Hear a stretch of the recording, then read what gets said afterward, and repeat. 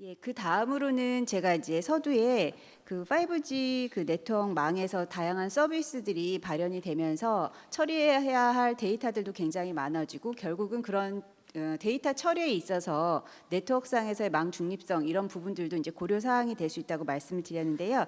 예, 오늘 그 5G와 망 중립성 새로운 질서의 모색이라는 주제로 조대근 님을 모시고 지금 현재 인카 리서치 앤 컨설팅의 공동 대표로 계십니다. 예, 조대근 대표님 모시고 해당 발표 들어보도록 하겠습니다. 예, 강연해 주실 조대근 대표님께 큰 박수 부탁드립니다. 예, 반갑습니다. 저는 방금 소개받은 조대근이고요. 저희 회사 이름 잘 모르실 테니까 잠깐만 소개드리면 저희 회사는 통신 규제를 중심으로 연구하고 스터디하는 리서치 회사고요.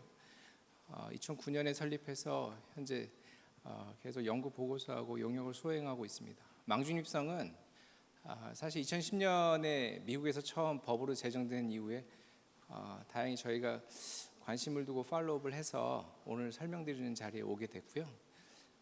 사실 망중립성을 모르는 분은 별로 없습니다. 근데 이제 이게 기술이 진화하고 그다음에 논쟁이 계속되다 보니까 아직까지도 우리들의 관심을 받고 있고요. 그래서 이제 오늘 제가 좀 설명을 좀 드리고 싶은 건 5G 시대가 오면서 망중립성이 뭔가 변화가 있는가, 그래서 규제가 달라져야 하는가, 그들 사이에서 충돌하는 게 뭔가를 좀 소개를 드리고, 두 번째는 이걸 실제로 고민하고 있는 EU의 얘기를 좀 드리고 싶습니다. 유럽연합에서 지금 현재 고민하고 있고 컨설테이션 페이퍼를 내서 그 내용을 좀 소개드리고, 우리 정부도 현재 고민하고 있습니다. 그래서 이 전반적인 얘기를 소개시켜 드리는 걸로, 그래서 저희가 새로운 질서를 찾는 과정에 어떤 내용들이 있는지를 좀 소개시켜 드리는 것으로 내용을 정리할 거고요. 만약에 시간이 된다면 최근에 미국에서 망중립성이 2017년에 폐지되면서 소송이 붙었는데 그 결과가 판결이 난 거죠. 그 판결 내용도 잠깐 소개시켜 드리는 걸로 하겠습니다. 물론 미국은 지금 망중립성 현재 자체가 폐지된 상태이기 때문에 망중립성 논란 자체가 없지만 논란이 없다기보다는 정책적으로는 유지가 되고 있지만 시장에서는 또는 이해관계자들 사이에는 여전히 충돌점이 있기 때문에 소개하기 위해서 하겠습니다. 지금 말씀드린 소개가 저 내용이고요. 왜 5G와 망중립성은 왜 충돌하는가, 그 다음에 그 이후에 5G의 망중립성 규제 업데이트가 어떻게 되고 업데이트안이 무엇인지 소개시켜드리고, 그 다음에 새로운 질서로서 제가 이렇게 하면 좋지 않을까라는 생각 몇 가지만 전해드리고자 합니다. 그 전에 저희가 공유하고 넘어가고 싶은 게 있는데, 일단 기술 중립성이라는 표현을 하나 말씀드리고 싶습니다. 원래 제도 또는 규제는 기술이나 이런 것들이 먼저 이게 앞서 나가면 반드시 그 이후에 문제가 생기거나 이해관계자들의 충돌이 생깁니다. 그리고 정부로서는 이걸 관리하거나 갈등을 해소해야 되거나 또 이해관계자들을 조정을 할 필요가 있어서 법으로 또는 소프트웨어적인 법으로 규제를 하기 마련입니다. 후행지수죠. 규제를 하게 되면 규제는 법이기 때문에 기술이 어떠하든 간에 그 법은 달라질 이유가 없습니다. 우린 이걸 기술 중립성이라고 합니다. 즉 망중립성이 규제라고 도입이 됐으면, 만약에 법으로 도입됐으면 그게 3G가 됐든 4G가 됐든 유선이든 무선이든 규제는 같이 적용이 된다는 얘기입니다. 그러니까 기술 중립성 차원에서 보면 사실 5G가 들어왔다 그래서 망중립성 제도가 달라질 일은 없습니다. 그런데 이 5G는 이전에 4G 이전까지 하고 좀 다른 게 있습니다. 그게 이건데요. 앞서 여러분들이 아마 계속 들으셨을 거예요. 5G가 지향하는 네트워크의 그 이상형은 뭐냐면 차별화입니다.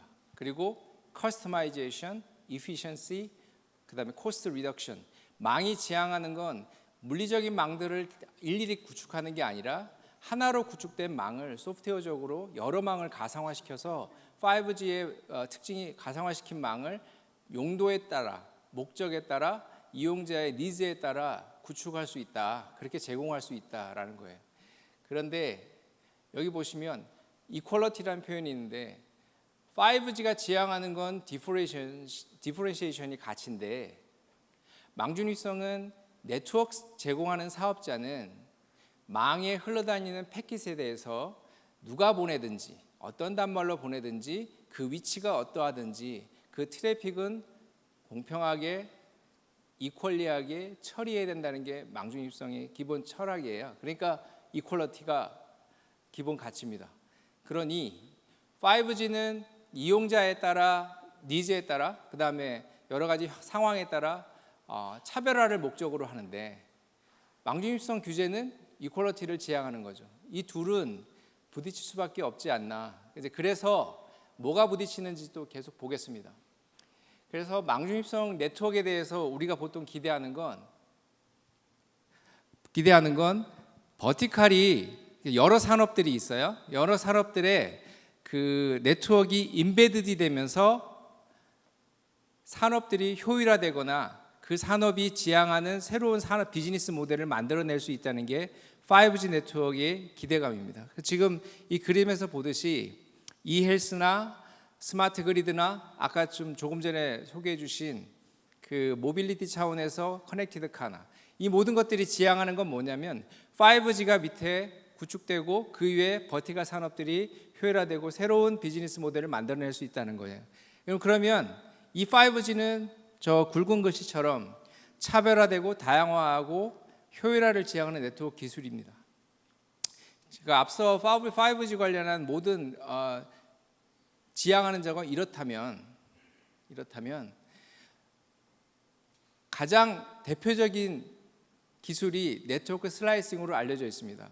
그러니까 네트워크 슬라이싱은 이미 여러분이 많이 아시니까 자세하게는 하진 않겠지만 일단 서비스 유형에 따라서 네트워크 자원을 네트워크 기능에 따라서 슬라이스로 묶어서 제공한다. 근데 슬라이스는 전체 물리적인 네트워크가 있으면 가상화를 통해서 목적에 따라 여러 채널을 나눠서 네트워크를 이용할 수 있게 쪼개준다는 의미지 않습니까?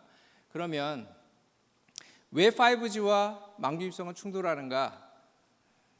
여기에 어색한 표현이 하나 있을 텐데 스페셜라이즈 서비스라는 표현 때문에 그렇습니다. 무슨 얘기냐면 망중립성 규제에서 그동안 크게 주목받지 않았지만 5G가 되면서 주목받는 문제가 뭐냐면 베스트 에포트 네트워크하고 관련 서비스, 베스트 에포트 서비스와 관련 서비스를 인터넷은 구별을 하는데 베스트 에포트 서비스는 망중립성 규제 대상이고 관련 서비스는 망중립성 규제에서 제외시키고 있는 게 일반적으로 통용되고 있습니다. 무슨 얘기냐면 우리가 집에서 쓰는 일반적인 인터넷 그리고 우리가 휴대폰에 쓰고 있는 이 인터넷은 모든 목적지에 도달할 수 있고 선입선출이고 과거에 인터넷을 구축할 때 당시의 정신 first come, first served 그 다음에 단대단의 원칙 이런 것들이 지켜지고 있는 망 우린 그걸 베스트 에포트 망, 최선형 인터넷 망이라고 표현합니다. 반면에 관리형 서비스는 그럼에도 불구하고 품질을 보장하는 서비스 그래서 ISP가 특별히 어떤 네트워크의 관리를 해서 이용자가 원하는 또는 어떤 서비스 자체가 요구하는 품질을 보장해주는 서비스를 관리형 서비스라고 합니다. 이걸 매니지드 서비스라고 통상적으로 말하고 합니다. 근데 미국에서 처음에 망중립성 규제가 논란이 심해지고 2010년에 규제가 들어오면서 이런 표현이 하나 들어온 거예요. 스페셜라이즈 서비스라고. 이게 무슨 얘기냐면 관리형 서비스라고 하는 건 일반 시장에서 통상적으로 표현된 것을 오픈 인터넷 오더라는 법제화를 할 때 관리형 서비스의 의미를 가진 법적인 용어를 하나 만듭니다. 그게 스페셜라이즈 서비스입니다. 스페셜하다는 건 일반적인 서비스가 있는데 그렇지 않고 무언가가 다르다 또는 특별히 무언가를 해주었다라는 의미로 이해하시면 특별히 틀리지 않습니다. 근데 스페셜라이즈 서비스는 그래서 엄격하게 표현하면 TCP/IP라는 프로토콜을 사용하는 건 맞는데 인터넷이 아닌 서비스라고 보통 얘기를 해요. 그게 무슨 얘기냐면 우리는 베스트 에포트를 인터넷 서비스라고 얘기합니다. 그런데 얘는 인터넷이 아닌 서비스예요. TCP/IP를 쓰는데 인터넷이 아니라고 표현하는 건 뭐냐면 이 베스트 에포트 서비스가 아니라는 거예요. 예를 들면 이런 거죠. IPTV 서비스를 보통 해외에서도 그렇고 우리나라도 그렇고 관련 서비스 내지는 스페셜라이즈 서비스의 예를 드는데 IPTV 서비스는 실시간 동영상을 제공해야 되기 때문에 거기에 맞는 국가가 요구하는 품질이 있어요. VIP도 마찬가지입니다. 근데 그런 품질을 보장을 하려고 하니까 최선형 인터넷망에 그대로 흘려보냈을 때는 이 품질이 보장이 되지 않으니 예를 들면 KT 같은 경우는 별도의 망을 구축해서 그쪽으로 흘려보내든지 아니면 다른 특별한 관리 서비스를 통해서 품질을 보장하려고 합니다. 이런 걸 보통 스페셜라이즈 서비스라고 이해하시면 되겠습니다. 그런데 앞서 얘기한 것처럼 5G는 가능하면 컨텐츠를 제공하는 자 또는 서비스 자체가 어떤 요구하는 사항이 있으면 그 품질을 맞춰서 슬라이싱을 통해서 거기에 용도에 맞게 서비스를 제공하는 걸 가능하게 하는 네트워크입니다. 4G까지는 이걸 지향하지 않았어요.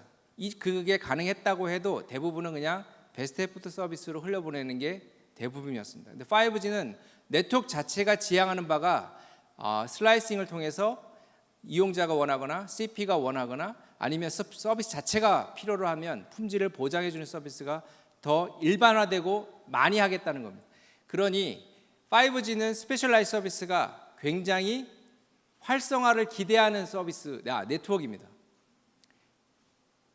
그러면 결국 5G가 지향하는 게 스페셜라이즈 서비스라는 얘기는 논리적으로 보면 5G에서 베스트 에포트를 뺀 나머지 이 서비스들은 규제돼서 망중입성 규제에서 다 빠진다는 얘기예요. 망중입성을 지지하는 측에서 보면 그러면 이제 ISP들은 베스트 에포트 서비스에는 별 관심 없고 수익이 높은 관리형 서비스만 열심히 하겠구나. 어차피 규제도 안 받는 쪽이니 5G는 또 그걸 지향하니 이런 의구심이 들 수밖에 없으니 이게 충돌이 난다는 겁니다. 근데 스페셜라이즈 서비스는 방금 얘기한 품질 보장 외에 해외 규제기관들이 몇 가지 특징을 소개하고 있어요. 첫 번째는 특정 이용자만 진입할 수 있는 네트워크, 두 번째는 품질을 보장함, 세 번째는 특정 용도로만 사용됨. 이게 무슨 의미냐면 첫 번째, 저희가 인터넷을 다 가입하지만 IPTV 서비스는 별도로 돈을 내서 별도 가입을 하셔야 됩니다. 이게 특정 가입자만 따로 액세스를 허용해야 그 서비스를 쓸 수 있다는 뜻입니다. 두 번째는 품질을 보장하죠. IPTV는. 세 번째는 특정 용도, IPTV 용도로만 쓴다는 얘기입니다. 이런 서비스를 스페셜라이즈 서비스라고 보통 속성을 얘기합니다. 여기서 크게 벗어나지 않습니다. 그러면 앞으로 5G에서 어떤 비즈니스 모델이 나올지를 모르겠지만 그 서비스가 인터넷이 아닌 인터넷은 모든 사이트를 갈 수 있는 서비스지만 특정 용도로만 쓸 수 있고 특정 이용자만 가입할 수 있고 품질을 보장하는 서비스라면 저 속성에 거의 해당한다고 볼 수 있는 거죠. 그렇죠?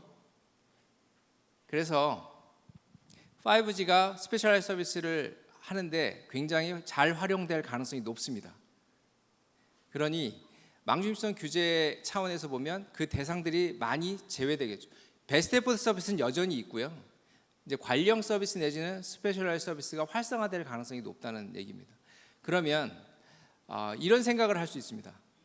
그러면 이제 앞으로 베스트 에포트로도 되는 서비스를 굳이 스페셜라이즈 서비스로 전환해서 베스트 에포트 서비스 용으로 쓰게 하려고 하는 행위가 있지 않을까? 근데 현실적으로 정의상 맞지 않습니다. 무슨 얘기냐면 베스트 에포트의 정의는 뭐냐면 인터넷을 가입한 사람은 누구나 쓸 수 있고 모든 사이트에 가야 되는데 아까 말씀드린 그 세 가지 속성에 의하면 스페셜라이즈 서비스의 속성으로 보면 베스트 에포트 서비스를 대체하지 못할 겁니다. 지금 저게 만약에 ISP가 저런 식으로 대체해서 수익을 높이려고 행위를 한다면 그 정의상 맞지 않고 문제가 있다는 겁니다. 그래서 두 번째 의구심은 뭐냐면 스페셜라이즈 서비스가 활성화되면 이건 베스트 에포트 서비스 품질이 떨어질 거 아니냐라는 거예요. 그러니까 어차피 네트워크 자원이 정해져 있다면 네트워크 자원이 정해져 있다면 스페셜라이즈 서비스 쪽의 용량이 많이 할애하면 나머지 베스트 에포트에서 떨어지지 않을까 이런 의구심이 있는 겁니다. 실제로 가능하겠죠. 그런 생각을 할 수 있을 겁니다. 그래서 스페셜라이즈 서비스에 대한 이제 규제는 보통은 사전적으로 할 수도 있고 사후적으로도 할 수 있을 겁니다. 그런데 사전적으로 한다는 얘기는 뭐냐면 아예 처음부터 스페셜라이즈 서비스를 제공하지 못하게 하거나 제공한다 하더라도 어떤 리퀘어먼트를 채우지 못할 경우는 못하게 하거나, 그다음에 사후적으로 한다는 건 일단 제공하게 하고 그 다음에 이들이 제공한 서비스가 베스트 에포트를 훼손하거나 뭔가 문제를 일으켰을 때는 제재를 하는 두 가지 규제 접근 방식이 있을 겁니다. 이게 5G에서의 스페셜라이즈 서비스가 가지는 규제 우려입니다. 이 문제에 대해서 이게 문제라면 뭔가 이제 대안을 고려하거나 뭐 찾아봐야 될 거 아닙니까? 지금 우리 정부는 고민을 하고 있고요. 그다음에 우리 그러면 EU 얘기를 좀 하려고 하는데 EU는 아시겠지만 2015년 11월에 망중립성 규제를 도입했습니다. 법으로. 그러니까 배경을 잠깐만 말씀드리면 EU는 28개 회원국이 구성된 유럽연합은 2013년에 그 유럽연합 28개국을 하나의 디지털 시장으로 만드는 디지털 싱글 마켓이라는 프로젝트를 추진합니다. 그 의미는 뭐냐면 영국에서 쓰던 이동전화 요금을 딴 나라 가서도 회원국 안에서는 그냥 이동전화 요금처럼 쓸 수 있도록 하고, 그리고 인터넷도 어디 가나 다 쓸 수 있도록 하고, 그러니까 싱글 마켓을 만들고자 했고요. 그거는 뭐냐면 규모의 경제를 통해서 유럽연합 자체의 경쟁력을 높이고 싶었던 필요가 있었습니다. 이건 2008년에 리만 브라더스 포함해서 금융위기 이후에 유럽이 좀 도약을 하고 싶은데 이 도약하는 방법 중에 하나를 유럽 전체를 하나의 싱글 마켓으로 만들고 규모의 경제를 통해서 경쟁력을 강화하자라고 해서 추진한 건데 문제가 있습니다. 싱글 마켓을 만든다는 얘기는 한 나라처럼 만든다는 얘기인데 한 나라처럼 만들려고 하니까 소비자 또는 이용자를 위해서 두 가지가 문제가 되었습니다. 첫 번째는 아까 처음에 말씀드린 내가 영국에 사는 사람인데 영국에서 이동전화 쓰듯이 프랑스 가서도 이동전화 요금이 그대로 똑같은 요금이 나와야 되는데 사실은 국가를 넘어가니 로밍 요금이 발생하잖아요. 로밍 요금이 발생한다는 얘기는 한 나라가 아니란, 한 시장이 아니라는 얘기죠. 그 로밍 문제가 하나 있고요. 두 번째는 방금 말씀드린 인터넷입니다. 런던에서 내가 가입한 인터넷 서비스를 어느 나라 가니까 딴 나라 가니까 액세스를 차단하거나 액세스가 제한되거나 속도가 느려져서 못 보거나 이런 일이 생기면 이것도 한 싱글 마켓의 모양이 아니라는 거죠. 그래서 이 두 가지 문제를 해결하려고 하다 보니까 유럽연합 회원국들의 협상을 통해서 만들어낸 게 첫 번째는 로밍 요금을 없애야 됐고 두 번째는 망중립성 도입이 필요했던 겁니다. 그래서 2015년 11월에 결국 만들어낸 2년간의 협상을 통해서 28개 회원국들이 협상을 통해서 EC가 제안하고 유럽 팔러먼트가 투표를 하고 마지막으로 유럽 강요 이사회가 통과시킨 게 레귤레이션인데 거기에 로밍 문제를 해결하고 그러니까 로밍 요금이 실제 그래서 유럽연합 내에서는 없어졌습니다. 두 번째 망중립성 규제를 도입하기로 합니다.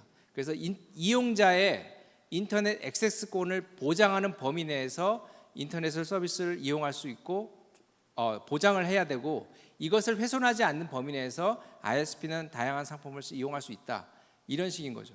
우리가 지금 알고 있는 망중립성 규제의 대부분 차단하지 마라, 조절하지 마라, 불합리하게 차별하지 마라 이런 얘기가 그 레귤레이션 안에 들어가 있는 겁니다. 그 2015년에 만들어진 그 규제 레귤레이션에 보면 방금 얘기한 망중립성 기본적인 내용들 플러스 베렉이라고 좀 표현되어 있는데 저 베렉은 유럽 규제기관 28개 우리로 치면 방송통신위원회 같은 규제기관들의 연합체입니다. 그 연합체로 하여금 그 가이드라인을 만들도록 합니다. 28개 나라가 동시에 규제를 하다 보면 규제기관의 성향 또는 시장의 상황, 여러 국가들 컨텍스트가 달라서 같은 망중일성 규제를 하더라도 여러 가지 좀 그 차이점이 많이 나타날 수 있으니 28개 나라가 조화롭게 같은 수준으로 규제할 수 있도록 가이드라인을 만들어 내라라고 베렉에게 EC가 요구를 합니다. 그래서 베렉이 그 레귤레이션에서 요구한 게 베렉으로 하여금 가이드라인을 만들어 내라고 해서 2016년에 만들어냈고, 그 가이드라인에 따라서 그 가이드라인 여러 가지 설명을 해놓습니다. 조항별로 제로 레이팅은 이런 의미고, 스페셜라이즈 서비스는 이런 의미고, 만약에 제로 레이팅 가지고 규제를 하려면 이런 것들을 고려하고, 뭐 이런 식으로 설명서를 만들어내죠. 그게 2016년 8월이었고요.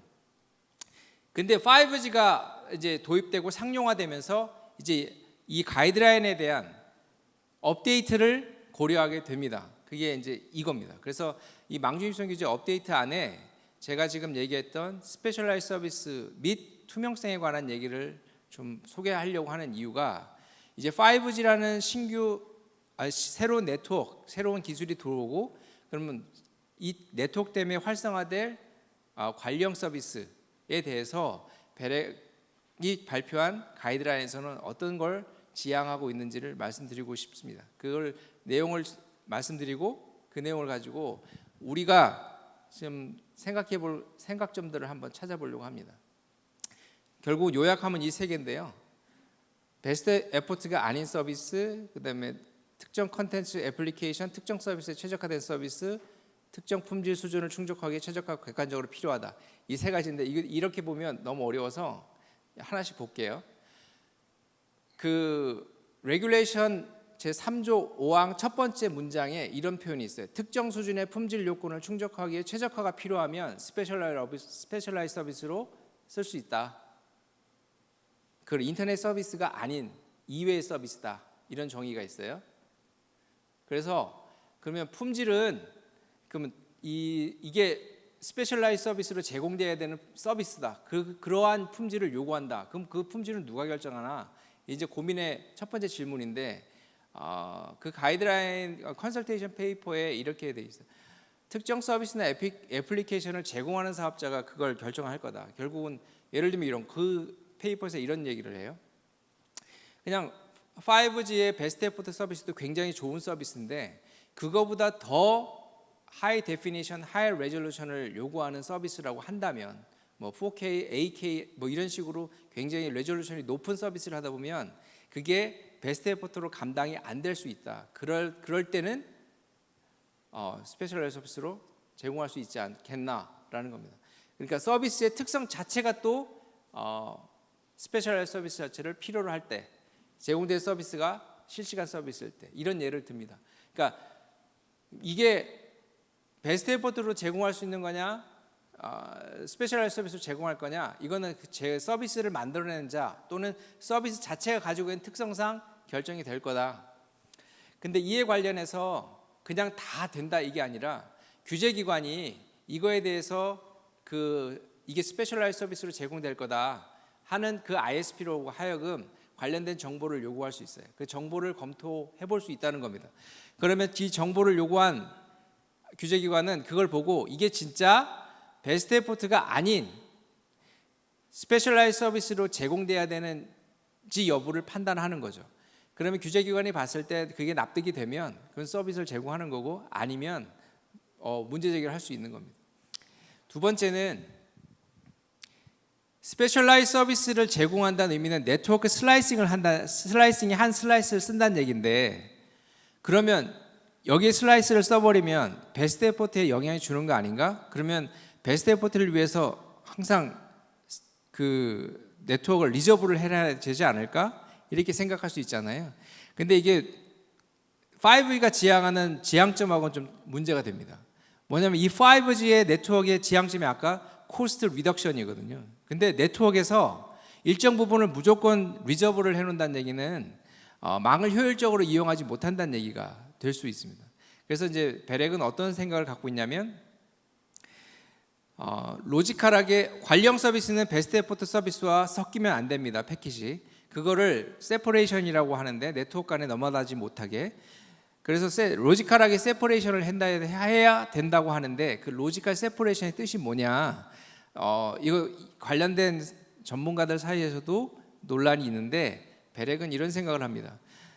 그게 로지컬 세퍼레이션이 고정될 수도 있고 다이나믹할 수도 있고 아예 없을 수도 있다. 근데 핵심은 뭐냐면 투명하게 정보를 제공하는 게 중요하다입니다. 내가 지금 네트워크를 그러니까 스페셜라이즈 서비스를 제공하는 영역과 베스트 에포트 서비스를 제공하는 방식에 대해 정보가 충분히 제공되어야 한다는 겁니다. 그다음 사전 규제가 아니고 사후 규제 방식을 염두에 두고 있습니다. 그러니까 서비스는 일단 제공하는데 나중에 그거에 대한 문제 제기는 할 수 있다 이고요. 그다음에 기술 진화에 따른 재평가는 뭐냐면 지금 당장은 어쩔 수 없이 스페셜라이즈 서비스를 제공해야 되지만 기술이 진화해서 베스트 에포트망이 굉장히 좋아져서 그때는 이게 베스트 에포트로 넘어온다. 그럼 자연스럽게 스페셜라이즈 서비스를 에서 제외시키는 페이즈 아웃을 할 필요가 있다. 굳이 계속 스페셜라이즈 서비스를 둘 필요는 없다라는 겁니다. 현재는 보통 예시를 드는 게 볼테, IPTV의 실시간 원격 수술 뭐 이런 건데요. 만약에 저 서비스들도 향후에 더 나은 네트워크가 나와서 베스트 에포트 상에서도 저게 만약에 다 가능해지면 굳이 저걸 유지할 필요가 없다는 겁니다. 그리고 아까 문제가 되었던 스페셜라이즈 서비스가 아예 일반적인 인터넷의 대체제로 쓰일 거냐? 그건 안 된다는 겁니다. 그건 안 된다는 겁니다. 그다음 두 번째 레귤레이션의 조항 중에 네트워크 용량이 충분한 경우에만 스페셜라이즈 서비스를 제공할 수 있다는데 그러면 어느 게 충분한 거냐라는 거 문제입니다. 여기에 보면 아예 대체 상품으로 이용돼서 안 된다고 아까 나왔죠. 그다음에 이용 가능성, 품질을 그러니까 베스트 에포트의 이용 가능성이나 품질을 저해하지 않을 때에만 스페셜라이즈 서비스를 제공할 수 있다는 이 표현이 가지는 의미를 보면 용량이 충분해야 된다는 건 뭐냐면 지금 현재 고정된 용량으로 굳이 이용하면서 스페셜 서비스와 베스트 에포트 서비스를 유지하라는 의미가 아닙니다. 원래 의미는 투자를 충분히 해서 기존에 쓰던 서비스도 문제가 없고 앞으로 스페셜라이즈 서비스 용도로 쓰는 것도 문제가 없도록 하는 게 가장 바람직합니다. 그런데 그게 바람직한데 보통은 일반적으로 ISP들이 대부분의 이용자가 쓰고 있는 베스트 에포트망을 훼손할 가능성은 낮죠. 일반 이용자들을 품질을 저해가면서 스페셜라이즈 서비스를 지금 당장 수요가 별로 없는 걸 희생시킬 일은 없을 겁니다. 어쨌든 용량 부족이 발생하면 안 되고요. 그 용량이 충분히 발생했는지는 규제기관이 그 상태가 어떤 상태야라고 정보를 요구할 수 있다는 얘기입니다. 그래서 실제 유럽은 이 품질에 대한 측정을 어떻게 할 것인가에 대한 방법론을 검토 중입니다. 그 다음에 품질 손상은 또 어떤 의미냐? 품질 손상은 사실 공통된 물리적인 망을 쓰기 때문에 새로운 서비스가 하나 추가되면 기존 서비스가 품질에 손상이 있을 수 있다라고 얘기할 수 있어요. 근데 이러면 너무 엄격하니까 이용자가 내가 이번에 IPTV를 쓰게 되면 일반 네트워크에 영향이 조금 있을 거야 라고 ISP가 정보를 주고 이용자가 납득을 하면 뭐 그거는 훼손으로 볼 수 없다라고 얘기하고 있고 만약에 다른 이용자가 영향을 받으면 그 문제 있다 보는 거죠. 그리고 이동망은 한 셀 안에 갑자기 사람이 많이 모였다가 적게 모였다가 뭐 이럴 수도 있으니 이동망은 품질에 대해서 손상을 논하기가 좀 어렵다 정도 얘기하고 있습니다. 그래서 지금 이 얘기는 확정된 건 아니고요. 이게 이제 베렉이 이해관계자들에게 의견을 구하는 중입니다. 그러니까 유럽의 이제 규제기관, ISP, CP, 일반 이용자들한테 자 그럼 5G가 가져올 스페셜라이즈 서비스 포함 투명성 문제, 그 다음에 제로 레이팅, 망중립성이 다루는 모든 문제들에 대해서 가이드라인의 업데이트 버전을 내놨고요. 그걸 가지고 지금 의견을 구하는 중입니다. 제가 오늘 스페셜라이즈 서비스만 얘기한 거는 5G의 특징 때문에 그랬고요. 그럼 지금 제가 이제 얘기하고 싶은 이제 새로운 질서라는 게 5G와 망중립성에 관해서 새로운 질서라는 게 뭐가 있을까? 일단 5G는 전 산업 분야의 효율성을 제고하려고 지향하는 기술입니다. 근데 이제 제일 중요한 베스트 에포트망을 지키고자 하는 망중입성의 가장 지향된 가장 큰 가치는 일반 이용자의 인터넷 액세스권을 보장하는 거예요. 그 보장을 전제로 신기술이 도입되는 거에 대해서 사실은 지원해 주는 게 맞지 않을까 싶습니다. 이제 그 제 생각이보다는 저는 좀 그 크리스토퍼 유라는 교수의 논문에서 제가 인용을 한 문장인데, 망중입성이 이게 이제 기계적인 중립 내지 기계적인 형평성을 요구하다 보면 static efficiency, 즉 가격 인하뿐 아니라 dynamic efficiency, 신기술의 확산까지도 저해할 수 있다라는 걸로 봐서 라는 얘기가 있어서 저는 저 생각에 동의를 하고요. 그래서 신기술이라고는 5G가 확산되려면 기계적인 중립보다는 그 이용자의 액세스권을 보장하는, 그리고 현재의 망중입성 규제가 크게 달라질 이유는 없을 것 같다는 생각을 좀 드리고요. 두 번째는 그 전에 여기 보면 ISP의 적극적인 투자도, 그래서 베스트 에포트의 서비스를 확보하는 차원에서 보면 ISP의 적극적인 투자도 당연히 있어야 될 겁니다. 그리고 두 번째는 이용자하고 서비스 그 CP죠. 이용자 그다음에 서비스 제공 사업자의 선택권이 보장이 될 필요가 있습니다. 뭐냐면 내가 베스트 에포트로도 만족하는데 인터넷을 제공하는 사업자가 굳이 스페셜라이즈 서비스를 이용토록 강요하거나 이런 거는 문제가 있는 겁니다. 그래서 이용자가 어떤 자기 서비스에 맞는 자기가 원하는 걸 충분히 선택할 수 있는 선택권을 제공하는 게 전 중요해 보입니다. 그래서 이용자가 인포음드 디시전, 충분한 정보를 제공받고 자기가 그 정보를 가지고 합리적인 선택을 할 수 있도록 해주는 게 서비스 제공자의 책임이라고 생각합니다. 이용 강제가 되면 안 된다는 거죠. 세 번째는 투명성 강화입니다. 이거는 모든 규제기관들이 지향하는 건데, 정보라고 하는 건 사실 공공재이기 때문에 정보를 제공해야 되는 자는 정보를 가능하면 제공하지 않으려 합니다. 정보를 제공했을 때 들어오는 게 별로 없기 때문에 정보를 숨겨요. 그래서 그게 공공재적 성격이 강합니다. 그래서 따라서 정부는, 즉 규제기관이 해야 될 일은 뭐냐면 해당 상품에 대한 또 해당 서비스에 대한 정보를 충분히 시장에 제공될 수 있도록 규제하는 게 필요해 보입니다. 그래서 어떤 서비스가 제공되든 그게 차별화된 서비스든 일반적인 서비스든 다 좋은데 그에 관련된 정보를 시장에 충분히 제공해서 이용자가 합리적인 선택을 할 수 있도록 도와주려면 정보 자체가 공공재적 성격을 갖고 있는 특성을 감안해서 충분히 제공될 수 있도록 도와주는 게 규제기관으로서 할 일입니다. 그거는 일반 이용자와 컨텐츠 프로바이더, 그 다음에 모든 다른 버티컬에 관련된 이용자, 기업 고객들 다 포함입니다. 마지막으로 이 5G는 특성이 뭐냐면 기존의 4G까지는 그냥 품질이 그냥 ISP가 전송의 기능만을 다 하는 게 일반적이었습니다. 근데 5G는 좀 얘기가 좀 다른 게 네트워크 자체가 소프트웨어적으로 움직일 수 있기 때문에, 가동되기 때문에 옛날에 그러니까 4G 이전까지는 4G까지는 컨텐츠 프로바이더만이 이노베이터였습니다. 그러니까 즉 단대단이죠. 그러니까 양끝 쪽에 이용자와 CP만 컨텐츠를 제너레이션하는 쪽에서만 이노베이터였지만, 지금은 이제 5G 이후에는 네트워크 자체도 인텔리전트하고 소프트웨어적으로 움직이기 때문에 ISP도 또 다른 이노베이터가 될 가능성이 높습니다. 그러면 원래 ISP하고 CP는 그전에는 영역이 너무 확실했는데 지금은 플랫폼 사업자하고 네트워크 사업자하고 영역이 구분이 이제 잘 안 됩니다. CP&D에서 서로의 영역을 다 오고 가죠. 플랫폼 사업자가 통신 서비스 하기도 하고 통신 사업자가 플랫폼 서비스를 하기도 합니다. 그러다 보니 서로의 경쟁이 심해지고 있어요. 근데 그럼에도 불구하고 둘 다 이노베이터라면 이제는 경쟁과 협력을 같이 할 필요가 있다고 생각이 됩니다. 그래서 5G에는 CP하고 ISP 모두가 이노베이터로서 새로운 비즈니스 모델을 만들 때 이노베이터로서 협력도, 컴피티션도 하고 코어퍼레이션도 하는 코어피티션이 필요하지 않을까.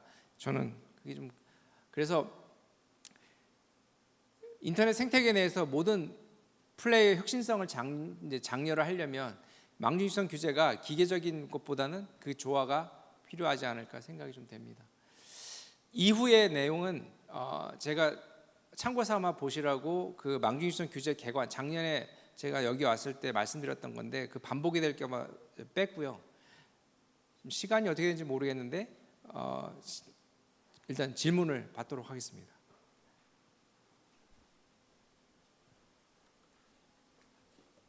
질문 없으면 여기까지 하겠습니다. 감사합니다. 네, 5G 환경에서의 망 중립성 관련해서 아까 유럽의 베릭에서 제안한 그런 내용들을 바탕으로 저희가 고려해야 될 사항들에 대해서 발표해 주셨습니다. 다시 한번 발표자님께 큰 박수 부탁드리겠습니다.